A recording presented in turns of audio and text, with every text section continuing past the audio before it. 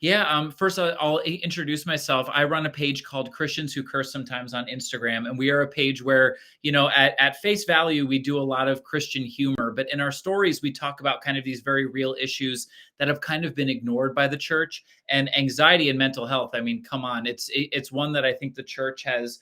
I don't want to say ignored. I think they've just frankly done a bad job of talking about it in general. Like ignoring it is the wrong thing to do, but also I feel like a lot of churches, when they try to talk about it, they do a pretty poor job. So my podcast is called the I'm a Christian Who podcast, and basically every episode we just take real Christians with real struggles and let them talk about what it's like to kind of live with that. So this week's episode was the story of Kendall, and she's a counselor who deals with severe anxiety. And I know that anxiety is kind of a spectrum. Like some people deal with it in very small ways. Some people, it does affect their day-to-day life. And she was definitely one of those people who her anxiety affected her day-to-day life. Now, she shares a lot about this on the episode, but she was raised a Christian, and she did hear a lot of that language of, oh, just pray about it, give it up to God, all of those things.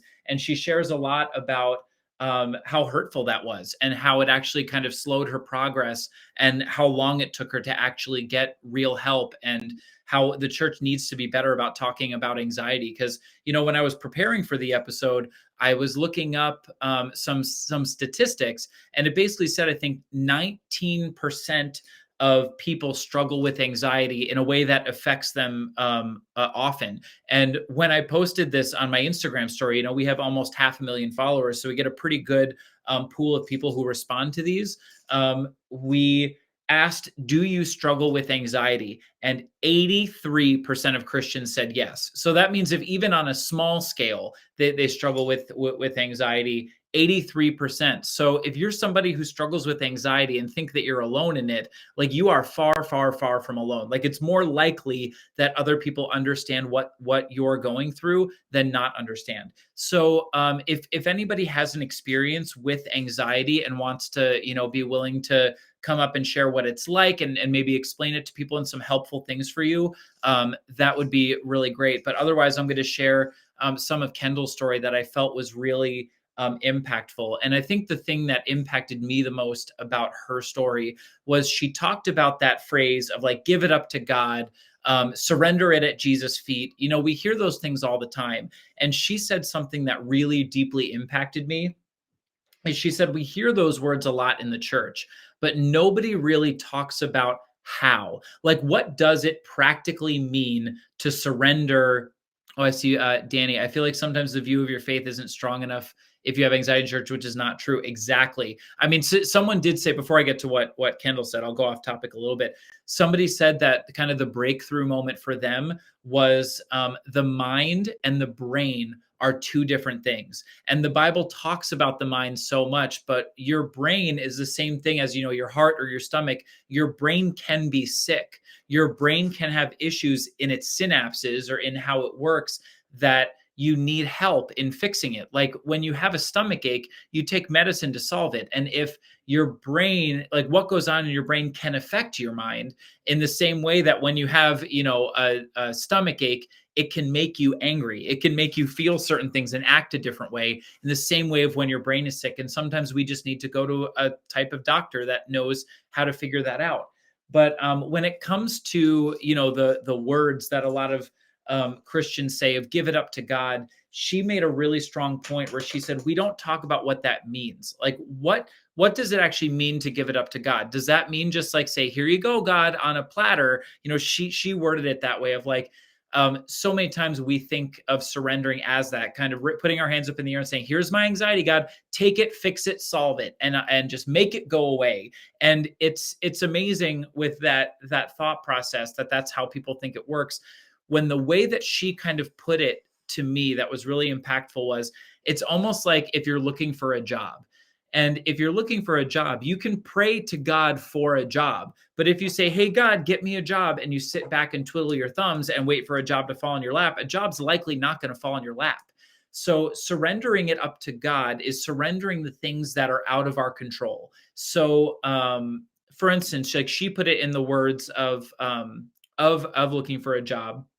where she said, I can control how many jobs I apply for. I can control how good my resume looks. I can prepare for interviews. I can read articles about, the industries I want to work in and educate myself better.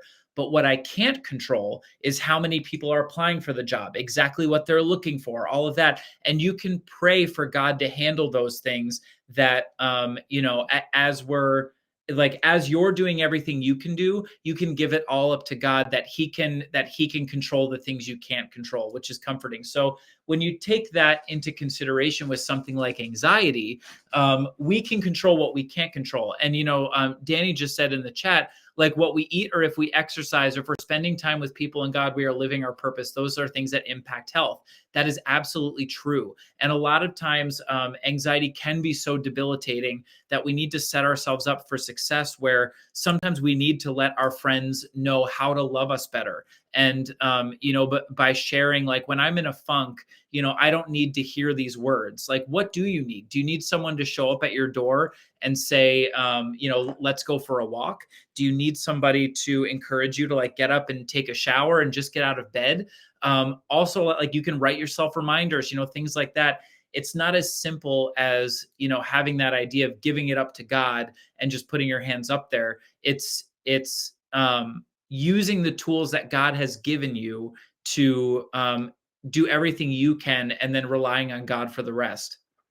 So yeah, Eber just posted in the chat, for this reason I remind you to fan into the flame the gift of God, which is for you through the laying of my hands. For God has not given us a spirit of fear, but of power, love, and self-control. Exactly. And I don't know if anybody in here who has anxiety wants to come up and answer some of these questions, or either affirm or even deny the things that Kendall shared. But part of her story was, for her, she realized, when she was in college, that, like, she had anxiety all through high school, but it was kind of being dismissed by her parents as, teenage angst. It's very easy. I feel like at the risk of sounding sexist here, I think it's a lot of times easier to be dismissive of women and say, I think this is just teenage girl angst. Like, this is just what every teenage girl goes through. And when it feels to you like it's something more, it's hard to find people who can believe you that it's more than just angst. So for Kendall in our story, she in college, she was at a point where it was debilitating and she couldn't leave her dorm room. And she said the way that she described it is like like the walls closing in on you, and it's something that feels so out of your control, that she just needed help. And she ended up needing to go home and just, like, kind of start over and go back to her psychologist to really try to find, like, medications and things like that could help her kind of get through it and learn from it.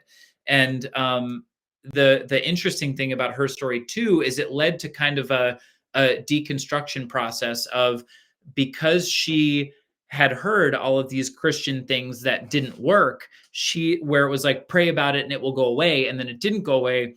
It caused her to question her faith and caused her to question, God himself, and really led her kind of to a different place now in her faith, where she had to dig into things herself, which ultimately, she said right now, like, to be honest, she's really struggling with her faith and she's still figuring things out. But right now she's finding those answers. So I'm hoping, if there's anybody in here, I don't know if anybody's willing to come up and kind of share about their journey with anxiety, because it's something that, a lot of us deal with. So I'll invite Andy up here. Hi, Andy. How are you? Good evening. I'm doing well. How are you doing? Hi, Andy. So do you have a question, or are you somebody who struggles with anxiety? I fall in between those two things. Okay. So I think I have had a journey with anxiety through life. I think in terms of it being a present struggle, it's, I would say, much reduced. So I think if I had a point where it was 100%, it's maybe 10, 20% now. Wow, that's But great. I think it exists as a tendency. I think, different personalities might lean in different ways to depression or to kind of other ailments. But anxiety would definitely be the one that I'm most familiar with. So Andy, what was that moment in your life where you remember, like, something happening where you realized this is more than just, like, normal stress? Like, because I think it's easy for a lot of Christians to dismiss things as normal stress. When did you realize it was more than that? Sure. It was about age 26, and there was a breakup of a significant relationship at that time. And I realized that some of the stuff that was going on for me, while it seemed kind of well intentioned, or I was wrestling with big issues, that it was actually causing damage to people around me, and in ways that I didn't really feel fitted what I wanted, or what I was intending to achieve. So I thought there was something wrong at that point. I went, you know what, this is something I have to deal with. Mhm. So how did you get to a point, actually, let's start here. Did you get any, like, help in any way for what you were going through? Like, you recognized that it was bad, so what were the next steps there to finding help? Yeah, so uh, I think I was grateful that year. I ended up in quite a creative Christian community, that I think they were all kind of creative thinkers, a little bit outside the box, and it was a real safe space, emotionally, and kind of thought wise. So I think that community held me quite well. And I also made a decision to go to counselling. So I did about 6 months of counselling at that time. What was it about that community that you found the most helpful? Because I think, I mean, it's very easy to say find community, but I think there are some people who are in communities that might be more harmful than helpful. So what was it about that community that you found really helpful? They were creative and they were out of the box thinkers. So I think anxiety, it very often goes hand in hand with creativity, potentially intelligence as well, but certainly creativity. And I think because it's fear that's attached to possibilities. So all the various possibilities in the world, and then something in us that reads a line of fear into those. So it can become quite overwhelming. Um, yeah. So what's one piece of advice that you would give Christians who are in that, like, you compared it 100% to, 10 or 20% now. What advice would you want to give Christians who are in that 100% moment where their anxiety is at its peak, in their opinion? Ooh, when it's at its peak. Yeah. Um, I don't know. Everybody's journey is going to be different, but I think I'll give three steps, or three possibilities, or three things that have been meaningful to me on my journey. And the first is beliefs. Like I really did have to wrestle with my beliefs and also wrestle with my picture of God. I think one of the factors in that anxiety, and I think the anxiety is not it's but the anxiety. This is what I attached the anxiety to, but I believed, God was quite a dangerous character. A risk. I had risk if I didn't get things quite right, that I would get punished, and I didn't know quite how that would happen.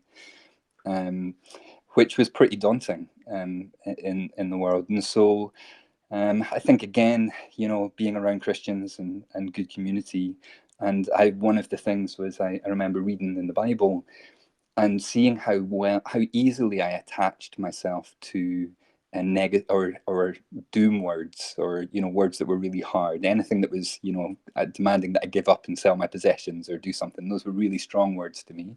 But the ones that I didn't really care about were the ones where it said, God really loves you. Yeah, right. you know um, so actually learning to really hear those things, and yeah, like, I won't go too much in there, but I did need to kind of reform my belief set in a sense, and maybe trust what other people were seeing in the world, not just what I was seeing. Wow. So that's one, which is the kind of the beliefs, and the second one is action.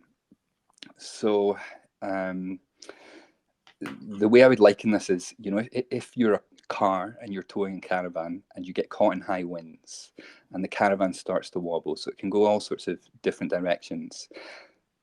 It's not an especially good solution to slow down and try and rebalance that caravan. And, that's going to take a lot of effort to try and fight the wind, and you're going to go off balance. Actually, the easiest way to rebalance is to put your foot on the pedal, Hmm. and go forward.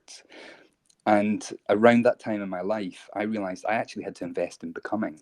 And invest in becoming to me looked like dancing, learning to dance. It looked like picking up a musical instrument. I'd made a decision that I wasn't musical. My gift was artistic, and other people could be musical. but there was just a point where I went, hold up a second, I am musical. What am I doing? Why am I not playing an instrument? So let's do that. So I learned to play an instrument. I started to get songs and dreams from God, and I've still got a list of little songs, um, and yeah, just in various ways, I started to make decisions and invest in becoming. Um, and I think the last sort of piece, so point 3 is, and this has been the most recent journey, and it's recognizing that there is something physical going on.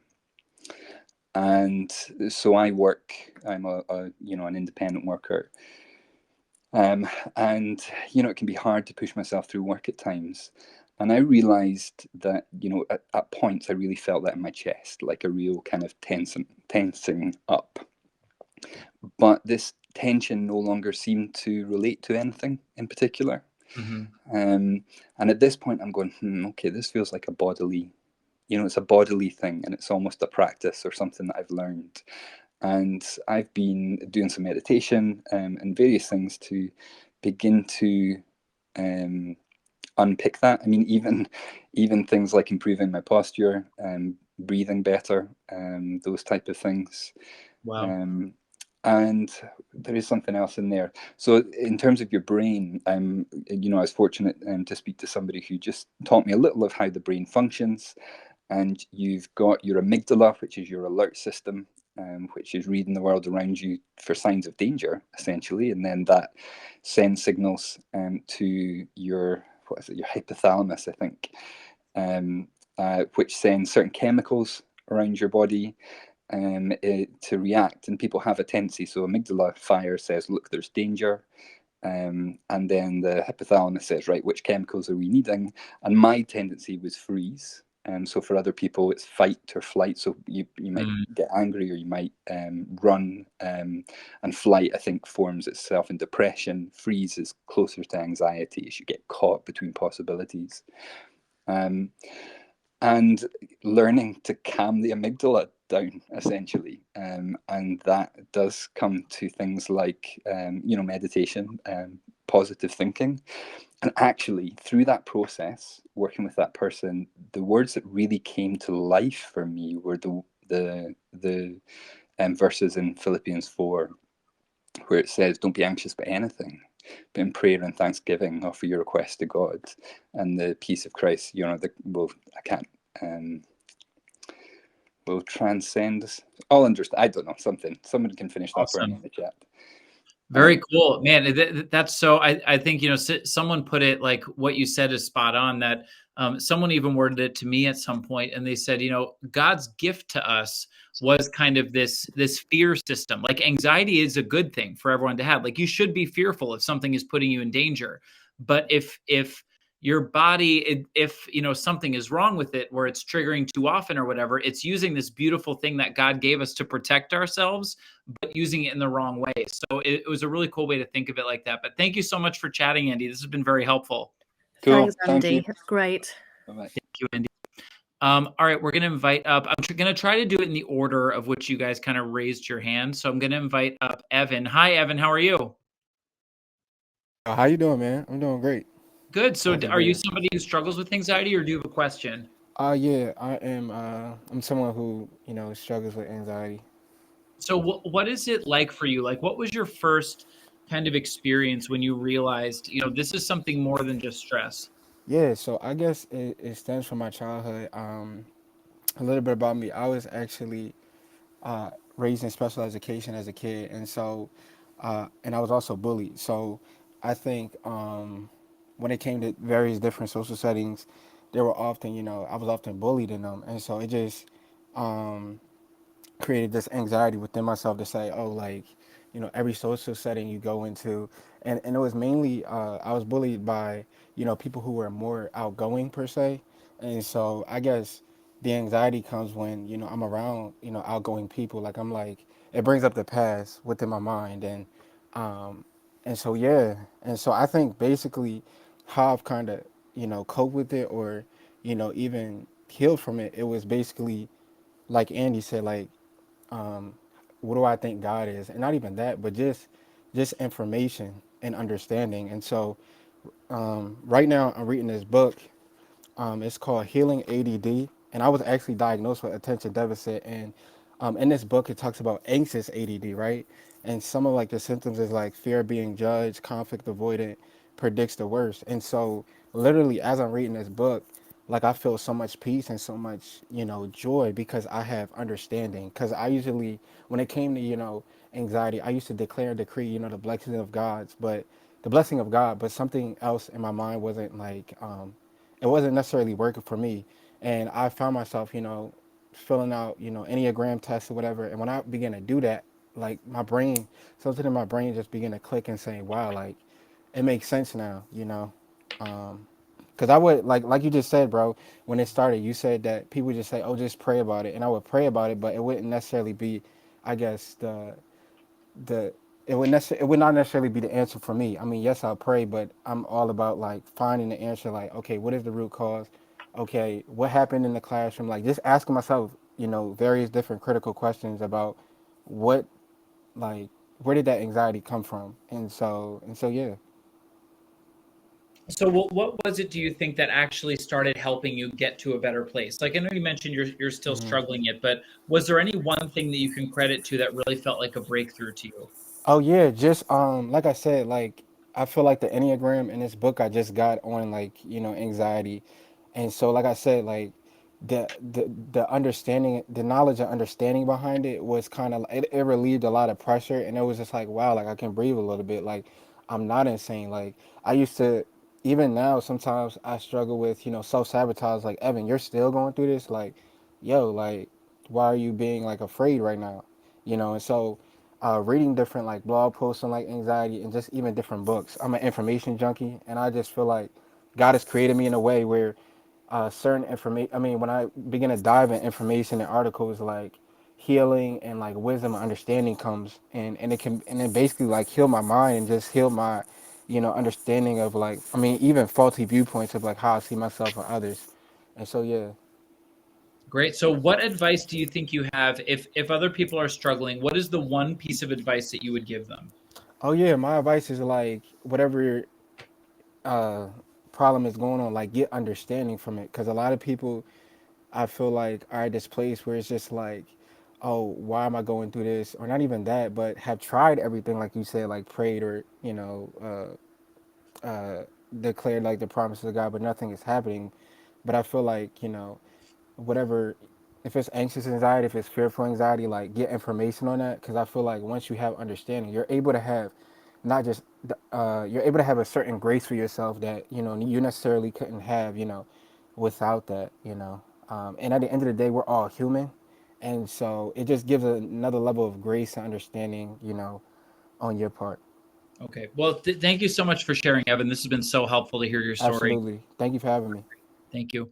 I'm going to invite up Danny. Danny raised her hand a little while ago. We are getting to you, Danny. Hi, how are you?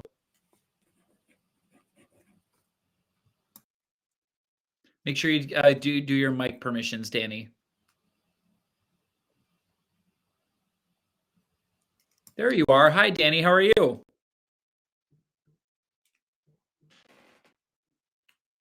Okay, maybe not. All right, Danny. We'll get back to you in a minute when raise your hand again when you get your mic issues figured out. I'll bring up. I do want to hear from a female perspective here, so I'm going to bring up Jessica. Hi, Jessica. How are you?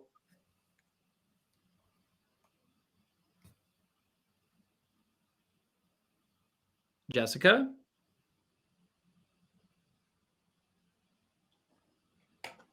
Hi, Jessica. Make sure you turn on your mic permissions.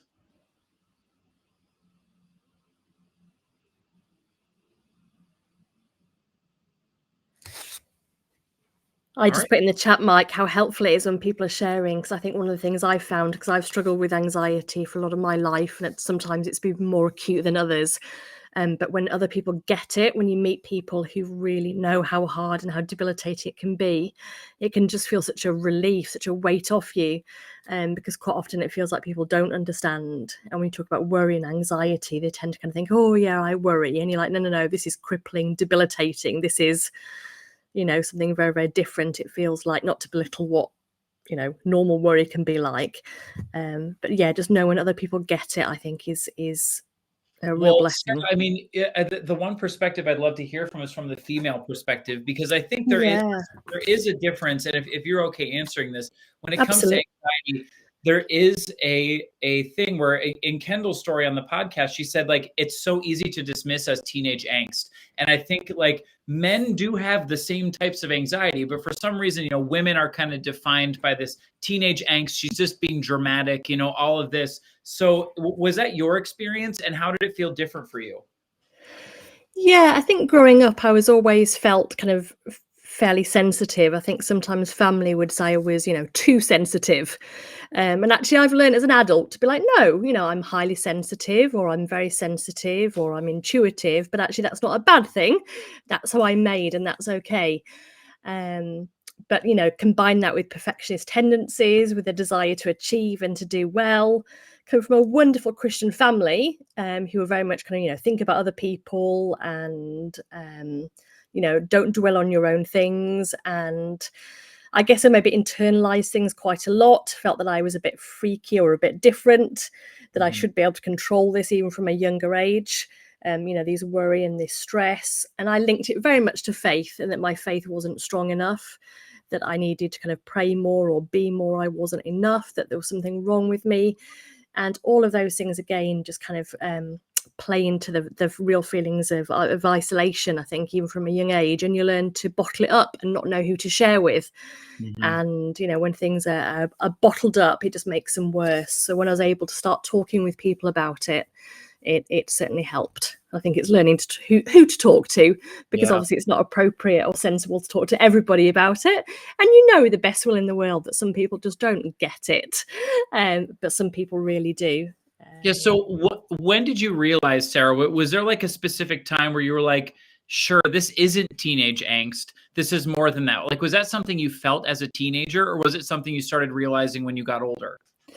I realised it when I was older, or at least I was able to put a kind of a helpful label to it, even into my kind of 20s. But I think I had a period of time when I was about 15, 16, when I was really worried about something at school, and every day I'd be crying in the mornings before going, and I would just be really fearful to the pit of my stomach.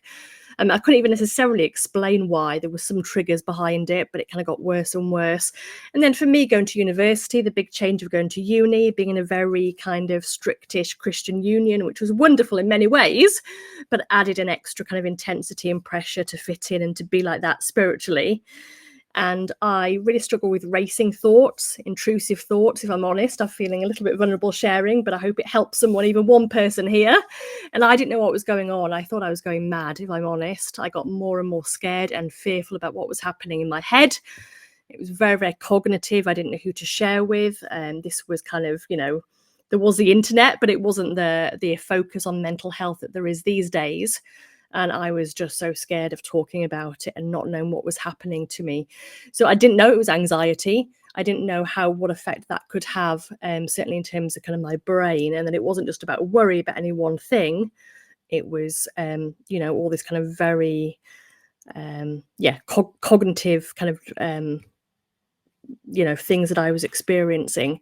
So that was kind of quite a scary place, and all through my 20s. As I kind of gradually came to terms with it and realised what some of those things were, and realised that I wasn't alone with it, and that I wasn't completely losing the plot.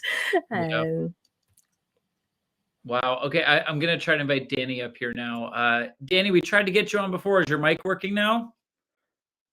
Can you hear me? Hey, there you are. Hi, Danny. Welcome. Awesome. Thank you. I guess I just wanted to, share a bit about my journey with anxiety. Like, I've always been like an anxious child. But as I've gotten older, I think sometimes it's gotten worse, sometimes it's gotten better. But probably about 6 months ago, due to a really stressful workplace and stuff, it got pretty bad, and I was having like panic attacks and that kind of thing as well. It was pretty hard. But I think one of the things I struggled with was like the expectations that I put on myself as well. Like, not necessarily from anyone else, but just, I guess, how I was thinking. And I think one of the big things I've learned is that like God loves us as we are. Like we don't need to do anything to please him as such. Like, you know, we want to obey him because we love him, but he loves us where we are. Like he meets us where we are in whatever place we are at that time, if that makes sense. Like, Yeah. So, when did you? What was it for you that made you start feeling better about it? Like, I don't know where you're at with your anxiety, but um, you I think I'm in a much better people who place are now willing than to. I was 6 months ago. I ended up going to my doctor and just telling her like how I was feeling. Um, I ended up starting some medication, which definitely helped. Like, I think I was always against it because growing up in churches, I always got the perception from the church that, like, if you know, if you have anxiety, then your faith isn't strong enough, or like, you know, you don't believe in God enough, or whatever, like that. But I think I came to the point where I realized that health is like very holistic, mind, body, soul. And just like your heart can have problems, your brain can have problems. Yeah. So, And what are some of the things that I think the thing that comes with it is there's usually not a whole lot of practical advice given. Like people love to say, mhm, when you're struggling and you're having an anxious moment, you should just pray and like focus your thoughts on God and all of those things. But what are some like practical things that work for you? Like when you're having one of those anxious moments, what are actual actions and things that you do that are the most helpful to you? I think like going for a walk or catching up with friends or just praying or even just trying to like challenge my thoughts. Like I feel like I've struggled with that aspect where, like, say you're feeling one way about yourself or whatever, you're having a bad day and you're just like, no, like God loves me, you know. Like say you're like, "Oh, I can't do this," and you're just like fixated on that. But then you like remember like a verse, like, I can do all things through Christ which strengtheneth me. Something, you know, just challenging those negative thoughts with truth from the Bible and truth from your friends and family. Like I feel like we're always the hardest on ourselves. Yeah, that's what I think. The thing that I've heard from so many people, and correct me if I'm wrong, Danny, but I've heard from so many people with anxiety, a big key to them getting better and getting to a place where they feel healthier is sharing about it with other people. Like there are Hmm. a lot of things you can do for yourself, like going for a walk, taking a shower, calling a friend. But when those friends know what you're going through and you call them and say, "Hey, I'm really having a tough day today," they know to Hmm. better love you in that moment, and they know not to just Yeah, joke around with you and to take it seriously. So, but I also, think, I want yeah, to give credit where credit is due. That is a very difficult thing to do. If it it is, is yeah, like it's definitely, not easy yeah, to to open be up, vulnerable. Hmm. yeah, and say, "I really struggle with anxiety, and when I'm struggling, I need your Yeah, support." And here are ways to do that. That's really yeah. hard to do. I think as well, like it was really hard with my workplace because I hadn't really talked to them about what I was struggling with. Like they could obviously see that something, I wasn't like feeling the best, and they would ask like, "Are you okay? Like, is there anything we can do?" But I think at that point, I was like, I just didn't want to admit. I didn't want to admit defeat. I didn't want to admit that I'm not perfect. Yeah, And like just it those is like so high crazy. I mean, Danny, expectations I hate that to you have interrupt of you, but yourself. you laughed when you said that, but it's very telling. I think that the reason we laugh is because there is some truth behind it, that in the Oh, Christian definitely. sphere, Yeah. in the Christian sphere, there can be this expectation of perfection. That when we have Yeah. anxiety, that we think everyone around us is perfect, or at least that everyone around us wants to be perfect. All that Hmm. does is make the anxiety worse. It So does. Yeah. when we hold ourselves to this expectation of perfection, it just makes everything worse when it's very humbling to realize nobody around us is perfect. Everybody around Exactly. us has struggles too. So when Yeah. you're vulnerable with other people, it's inviting people in to love you and help you better instead of just them making fun of you. They're not gonna like unless you're friends with a certifiably crazy person, they're not gonna make fun of you if you open up about what you're going through. They're gonna want to love you. Yeah, definitely. And I think like I have supportive friends and family, and like I don't know what I would do without them because they speak truth and they speak love to me. And it does help knowing that, I am supported. And yeah, like you said, like when people share their struggles like this, I think it makes us feel that we're not alone and that there are other people out there like us, and we can help and support each other. And like we're not perfect, and that's why Jesus came to die on the cross for us. Like he loves us and he cares for us and he wants us to be okay. Like, yeah. Yeah. Well, thank you so much for sharing, Danny. This was amazing to hear. Thank you. Yeah. Thank you. All right. I'm going to try to invite up M. M's had his hand raised for a while. Hi, M. How are you?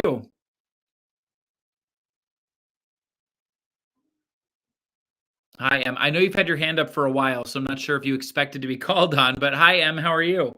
Hey, thank you. I appreciate it. Thank you. All How right. are you, So sir? is anxiety something you struggle with? No, actually, it's not. I'm actually a Christian who's an evangelist and a deliverance minister. I work with people who deal with anxiety and also people who are demonized. And Okay. I So have a tip for people who are dealing with anxiety and or demons, which is that, first of all, hold on, Em. Can I ask you a question? Because I don't know if you're going in this direction, but I want to ask you, of um, course, what is the difference between, because I did this topic on my page and I asked people for tips for dealing with anxiety, and I published a response from somebody that basically said it's all demonic, you just have to go in for deliverance, and people got really upset about that. So no, so I want to ask you, Em, it where is the difference in your opinion between demons and anxiety that's not demonic? Or is it all demonic in your opinion?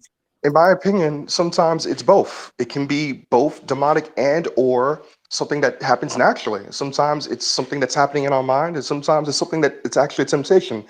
Personally, I believe that it's fear. It's all a temptation to get you not to do what you're supposed to take and do or to live life. You have a choice. It is not about anxiety is not something with a substance. It's not a physical thing. It's a feeling or even a decision, if you want to put it at that. It's a decision that we make to either yield to this thing or not yield to this thing. We can feel any way we want to, but the thing is, what are we going to do about it?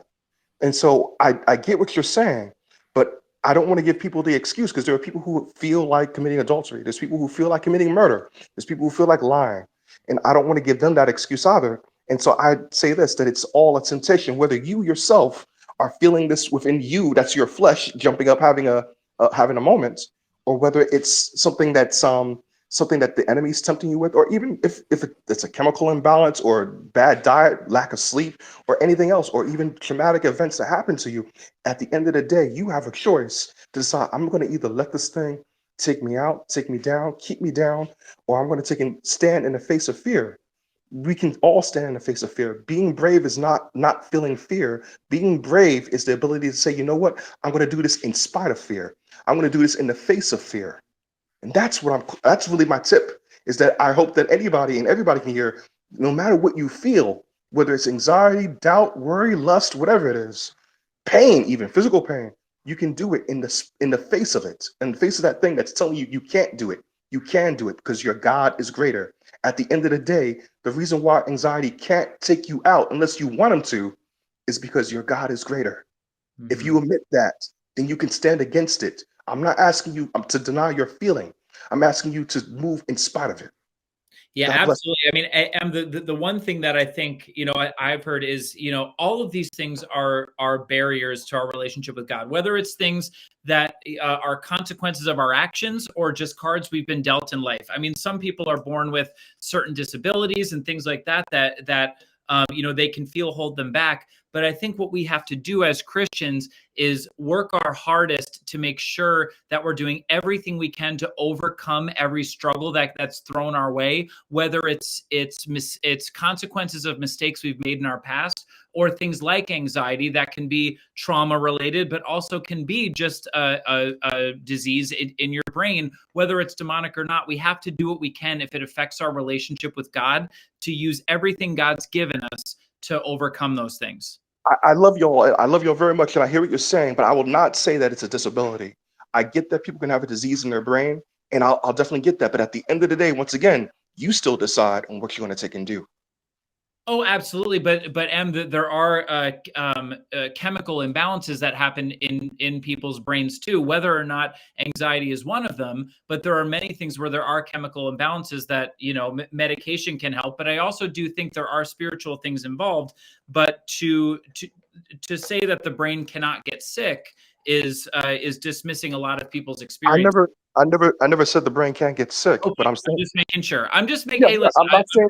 Yeah, I'm I not. want I'm to have a not. good I'm discussion. not fully. I'm not fully going to the natural. I'm not saying everything's a demon. I'm not saying everything is chemical imbalance, and I'm not giving somebody an out to say that I'm disabled. This thing has stopped me, so I can't go to work. I can't go to a party. I can't talk. I'm not giving people that out.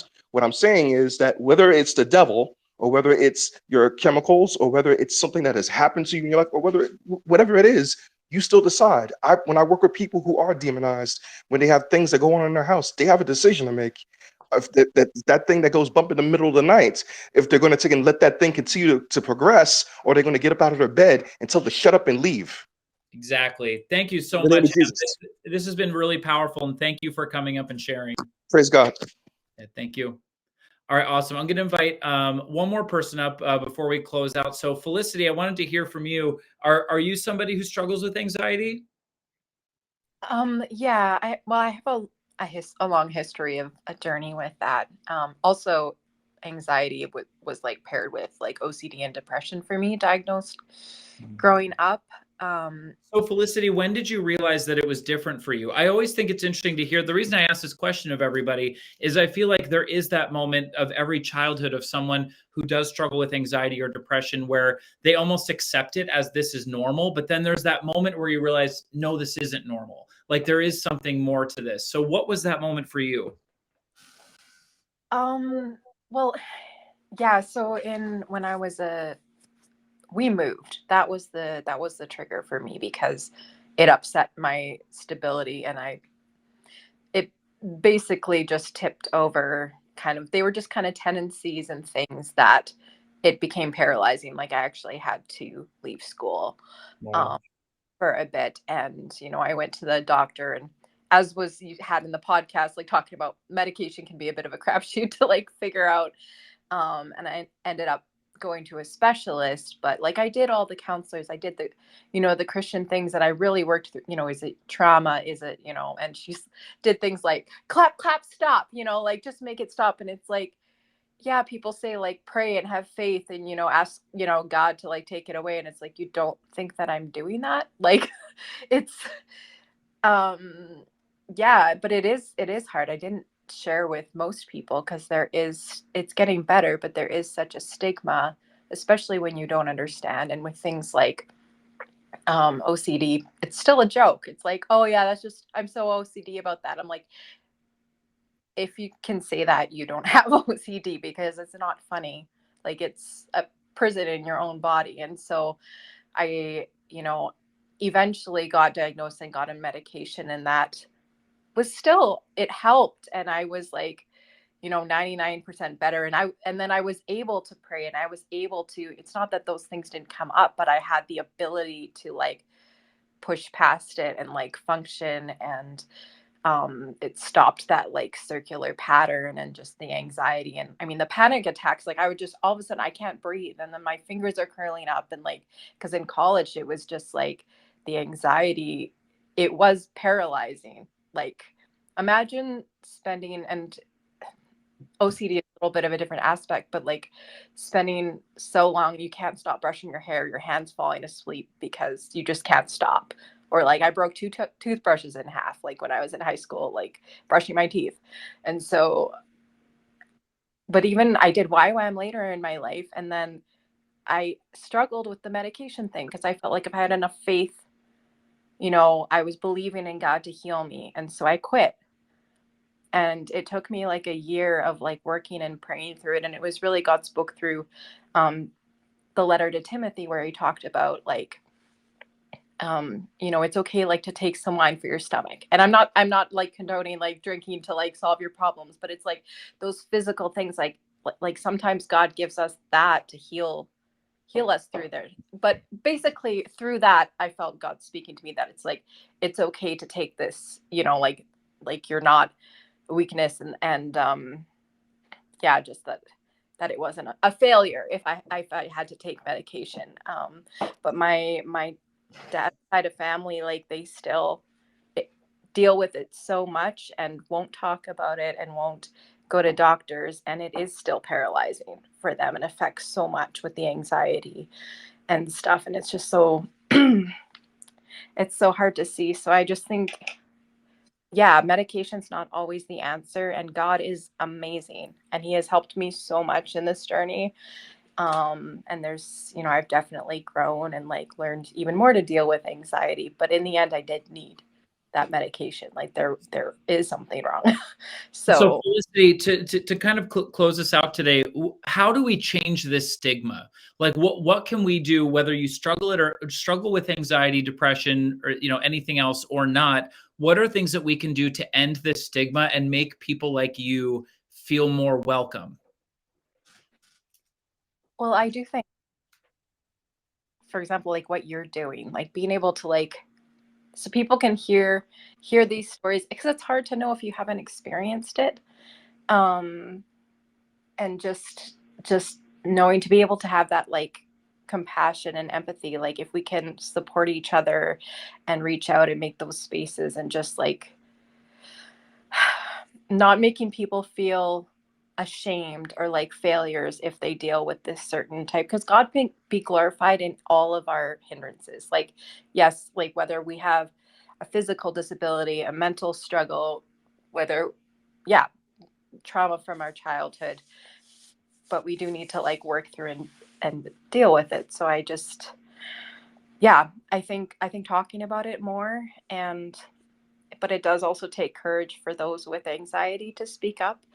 I know for me, because I've been through these things, it helps me to have empathy for other people and to kind of look for that and help um, kind of speak for those people as well, you know, and help give them a voice, like Yeah. in the communities that I volunteer at church and stuff. But yeah, it'll take, I think. Yeah. Well, thank you so much, Felicity, for sharing. That was some beautiful advice in there. Thank But you. I just want to thank everybody for coming. For those of you who want to hear more, I mean, my page is Christians Who Curse Sometimes. My podcast is the I'm a Christian Who podcast. You can find us on Instagram or anywhere you get podcasts. But thank you so much, Salt, for having me.